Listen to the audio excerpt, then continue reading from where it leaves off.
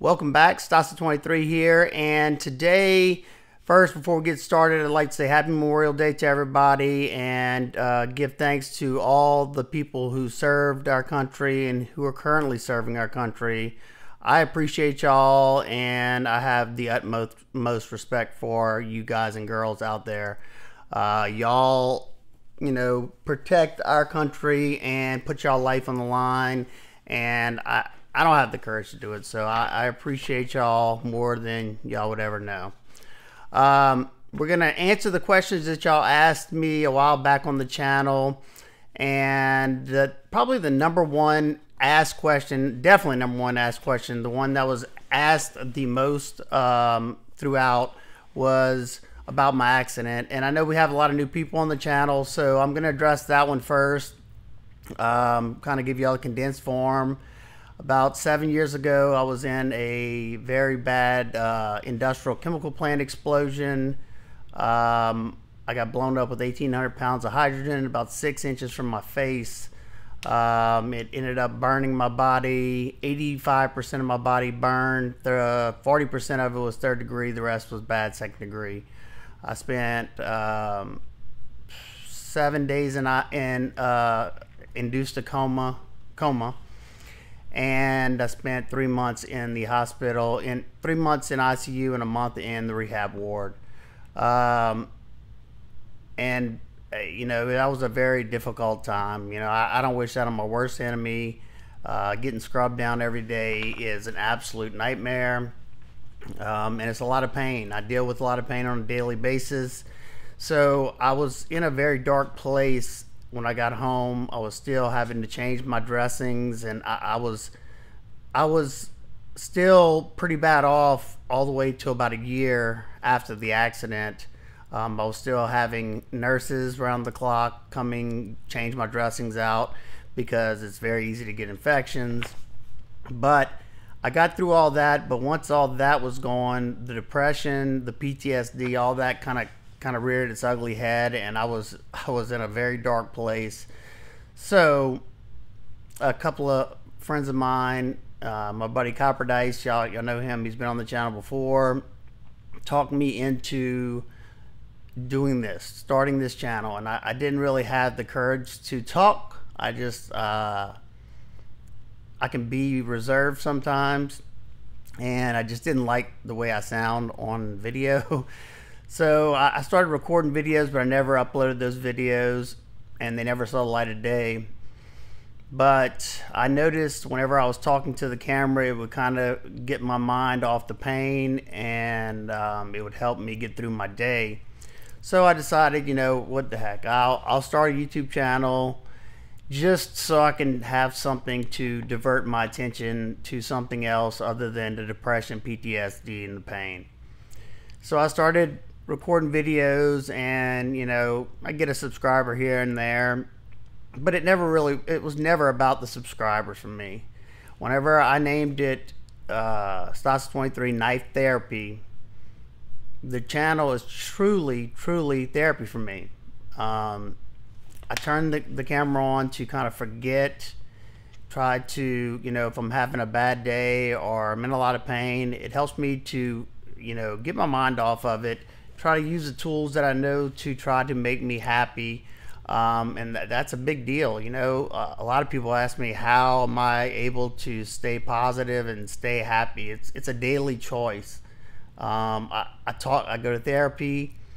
Y'all are my therapy, and it's not always easy. I seclude myself a lot.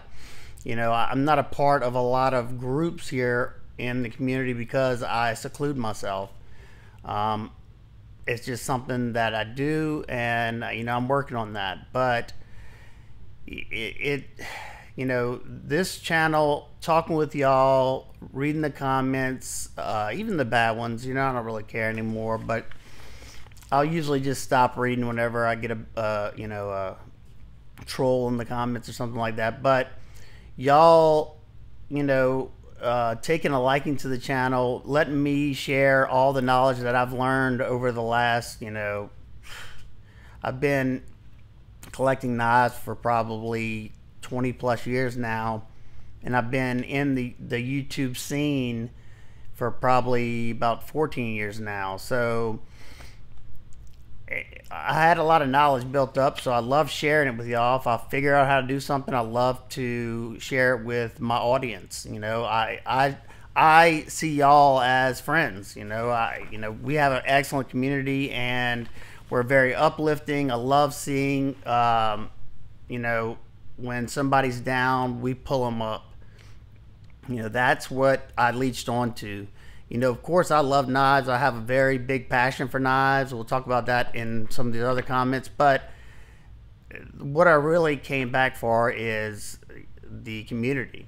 You know, I've been a part of, you know, the Pew Pew community. I've been a part of several other communities that don't hold a candle to this one. We have some of the most generous, nice people you'll ever meet, and that's why I love going to Blade Show. If you can ever make it to Blade Show, just do it. It's such a good time, especially if you can, you know, let yourself open up to people, meet new people, find a group of guys that, you know, looks like they might have the same interests as you, or just say hey to somebody. You know, a lot of people are willing to say, hey, why don't you come have a drink with us after the show or something. It's just a excellent time. And of course, I like to see all those people that I see every year. I think this is my 6th or 7th year going to Blade Show, and I won't miss it unless, you know, a life event that I can't miss it for. I made my daughter reschedule her wedding because of Blade Show. So that's where the therapy part comes from. You see all those scars on my hands. Those are burnt. Those are hydrogen burns. 1,800 pounds of hydrogen engulfed my body, and yeah, I was burned really bad. My face, they work wonders on my face. If y'all could see a picture of what I look like right after the accident, I look like a mummy from head to toe because I was burned my entire body, except my feet because my boots protected me, and where my boots were, and my gloves, you could kind of see the lines. That's where my leather gloves were. So it was a miracle. They gave my wife about, I had like a 3 to 5% chance to live. So I'm blessed. I know that, and that's why I like to share it with y'all on you know, this type of thing. So maybe I can help one person. You know, life gets really tough, especially right now. And the one thing I can tell you is call somebody, even when I don't want to, because that is the worst thing you want to do whenever you're depressed or you're got PTSD, is call somebody. Just talk to somebody, or go on a walk. Got to get your mind off of it, because I will sit there and dwell on something, but then that's why I turn on this camera and start doing something like this. So if you have any questions about that, you can ask me or email me. But let's get into the rest of these, because I don't want this to be an hour long. We're going to answer as many as we can. What is your recommendation of a good knife around $300 that can be carried for years to come? I would say, you know, the small Sabenza, but that's no longer the $350 range anymore. Maybe Tactile Knife Co. Rockwall, but because I know their customer service is excellent if anything ever happens to it. Benchmade. You know, I know their stuff's expensive, but they have a phenomenal warranty, and their stuff is done well. I cannot talk bad about them unless they do something stupid like they did with the bailout a long time ago. But we won't get into that. Neves Knives said, "What does the best knife reviewer eat for breakfast, and what's his favorite food overall?" Well, Jared, you never told me what your favorite food was, so I can't really answer that question. And I don't know what your favorite food is overall. I got you there, buddy.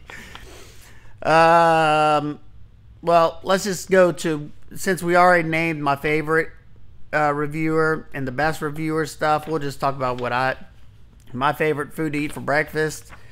I used to love cereal. I'm trying to eat a little bit healthier. I eat eggs and eggs usually. That's probably my favorite. And what's my favorite food overall? I'm Italian, so anything with pasta, red sauce, But like I said, I'm trying to eat healthier, so chicken, you know, pizza's my weakness. All right. Best EDC, okay, from Brian Watson, best EDC out the front and why. Guardian Tactical 035 and Microtech Ultratech are my top 2 choices for purchasing currently. I read this earlier, so for me, I have both of them. I have the Guardian Tactical, Recon 035, and in my right pocket, I have the Microtech Ultratech. Now, Microtech's been doing it longer. You know, they might have a, you know, they got a better track record because they've been around longer. I don't know how, you know, this one's going to last 20 years from now. They've been tried and true. I like the slimness of this one, but I must say I like the way this one feels out the hand, and then the action on this one's far better. It's super smooth. I can do this all day. It's not uncomfortable the way they set up this ramp. So for me, it's Recon 035. It holds a better edge than Microtech. They tend to run their stuff a little bit softer. It's nothing wrong with it. I know the fanboys are gonna freak out, but it's a great knife. You know, this thing will last you. They have an excellent warranty. But for me, it's the Recon 035. I like the size. I like the feel in hand. I love the action. They use the LMAX blade steel. Like I said, it holds up a little bit better. This one's in M390. This one has held up better than this one. So for me, that's the one I'm going with. Mr. Trek for Truth asks, what is it about knives that makes you such an enthusiast? We kind of touched on that in, you know, my about my accident. So it also, I'm from the South. I grew up hunting with my brothers, and they always carried like a buck knife on their side and stuff like that. So I was always intrigued. I always wanted to carry one. So once my parents started letting me carry one, I got fascinated with them. I was also fascinated with pew-pews too, but they're way more expensive, and I couldn't do a channel on that because YouTube just doesn't like it. But you know, the more I started diving into the hobby, the more I liked the different steels, the mechanisms. I liked the way, you know, a smooth opening knife, you know, a nice quality knife.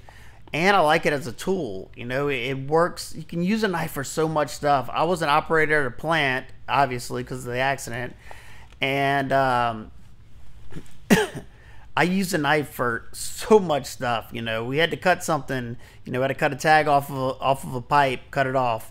I had to pull gaskets out of these filter sets. I would pull it, you know, stab my knife in there and pull it out. You know, there's so many things that I found uses for a knife, and the guys who didn't have one, they were constantly asking me for one. So I'm like, why wouldn't you carry one if you're going to ask me for one all the time? So I saw the use for them, and I'm just fascinated with them.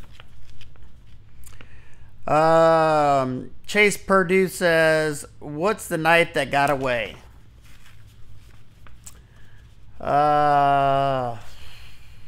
I guess when you're asking that, like what knife did I have that I let go, that's how I'm going to answer it.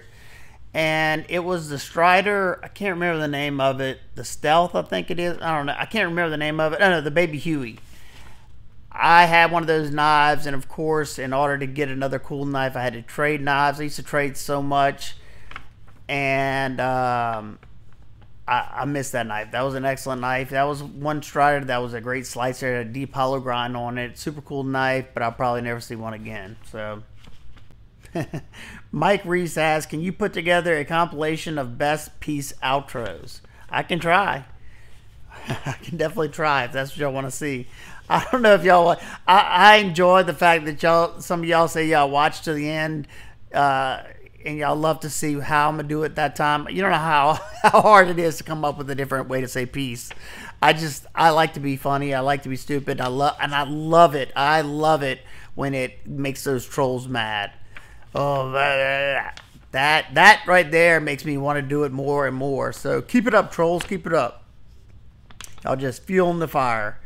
Craig Wilkes, he says, not to start any trouble, but which knife YouTuber knife or knife brand has been your favorite so far? Thanks. I'm gonna be honest, because I mean, I wouldn't get myself in trouble anyway. But every single one of them that I've tried, Devo, man, now I'm not gonna forget it. I'm not gonna remember them all. Knoll Knives. So yeah, I can't remember them all. My memory's terrible since the accident. But every single one of them that I've tried, it blows me away. There was not a single one of them that I was like, this is terrible. So that's why I did that video a while back on my favorites that I own. So if you hadn't seen that one, go check it out. Sanchito209 asks, do you use dropping compounds? And then he says, which ones? Yes, I use dropping compounds. Right now, my favorite is Gunny Juice. It's a diamond emulsion. I just find that it cuts nicely. It does an excellent job. And it lasts a while. But I've used green compound. That works just fine too. You know, just drop your knife. I'm not the best at stropping anymore because it's hard for me to hold an angle ever since my accident. I can still do it. There's certain parts of the day that I can do it better. I've noticed like earlier in the day, my hands are a little bit stronger. So, you know, Gunny Juice, yes, I use stropping compound. William Wallace asks, what's the best knife to bring to a crawfish boil? Well, William, I would have to say, being that it's nasty, you get stuff all over your hands and it's going to stink, I would say a quiet carry knife, something in Vanek Super Clean, something in LC200N, and something that has washers in it, because I've many times used my knife and ended up going in the sink with some soap, pouring soap all over it, rinsing it out, and blowing it out with some compressed air. So definitely a knife with washers, because you don't want to get all that gunk in your bearings. Preferably something in a nitrogen-based steel, so you don't stain it up, because those juices from the crawfish, they'll stain up some stuff. Chris Hinkle asks, what was the first premium knife or knife brand you got into? I would have to say Spyderco. No, you know what? And these, I don't know really what I would say, you know, yeah, I guess these are all premium brands. As far as not premium price, but just premium quality. Cold Steel was probably the first, because local mall, there was a knife shop at one of our local mall, and they carried Cold Steel, and I bought a Cold Steel Tanto Voyager. I carried that thing for probably a year straight. This was a long time, probably when I was 18. And that was probably my first, but the one that kind of got me going would be Spyderco. I think it was Spyderco Sage 2 in titanium. That was a grail of mine, and once I got that, it kind of was, I was searching from then. Tony Tony XIE. Do you believe in your knives for self-defense? EDC some sort of, he says I EDC some sort of tactical knife besides my EDC tool knife every day because they are cool and defense purposes.